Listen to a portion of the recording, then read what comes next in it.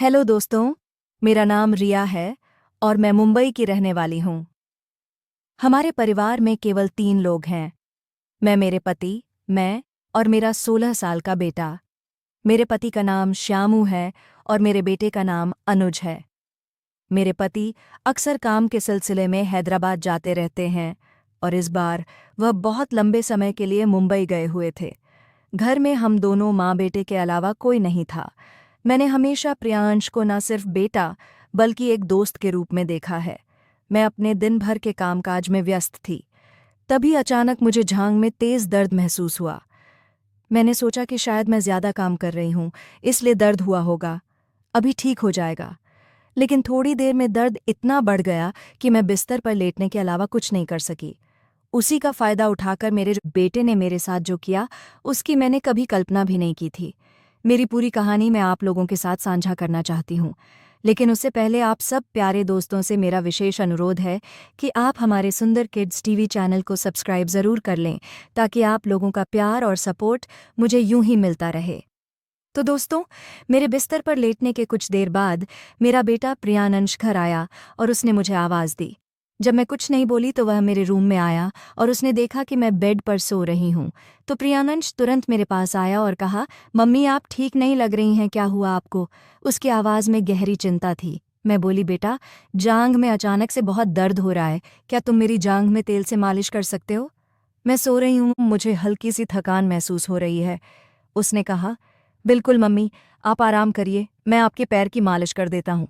वह तेल की बोतल लेकर मेरे पास आया और मैंने बिस्तर पर लेटे हुए अपनी आंखें बंद कर लीं। उसने तेल की बोतल खोली और मुझसे से बोला कि मम्मी आप आराम से सो जाओ, मैं धीरे धीरे मालिश करूँगा। जब उसने मेरी जांघ पर तेल लगाया तो मुझे गर्माहट महसूस हुई। उसकी उंगलियां मेरी जांघ पर धीरे धीरे घूमने लगीं और मैं सुकून महसूस करने लगी। प्रियांश का ध्यान मेरी हर प्रतिक्रिया पर था। जब उसने थोड़ा दबाव डाला तो मैंने महसूस किया कि मेरा दर्द धीरे धीरे कम हो रहा है। उसका स्पर्श इतना अच्छा था कि मुझे आराम मिल रहा था। मैंने सोचा, यह तो जादू जैसा है। जैसे जैसे वह मालिश करता गया, मेरी आंखें धीरे धीरे बंद होने लगीं। उसके नरम हाथों की रगड़ और उसकी मधुर बातें मुझे नींद में खींचने लगे और धीरे धीरे मेरी आंखें पूरी तरह से बंद हो गईं। कुछ देर बाद मुझे अजीब महसूस होने लगा।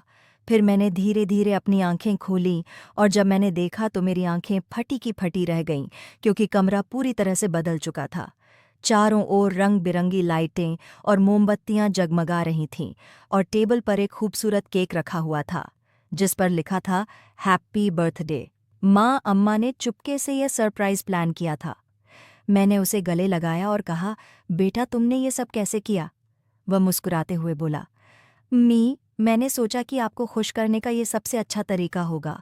उसकी इस मासूमियत और प्यार ने मेरे दिल को छू लिया।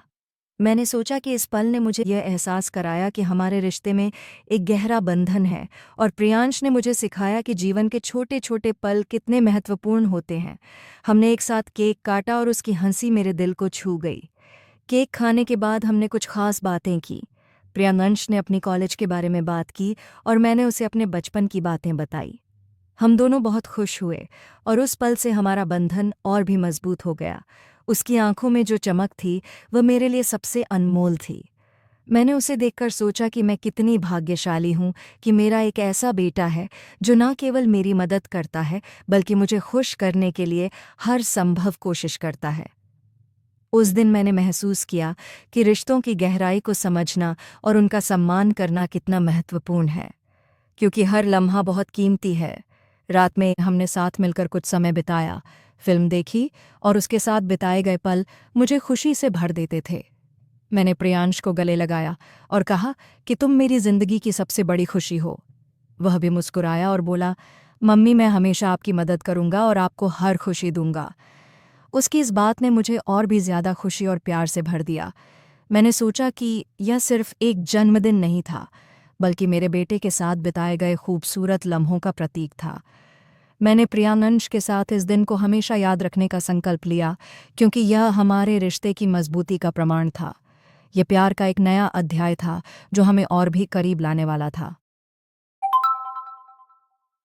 तो दोस्तों, अगर आप भी प्रियांश की तरह अपनी माँ से प्यार करते, हैं तो वीडियो को लाइक करके हमारे सुंदर किड्स टीवी चैनल को सब्सक्राइब ज़रूर करें। धन्यवाद।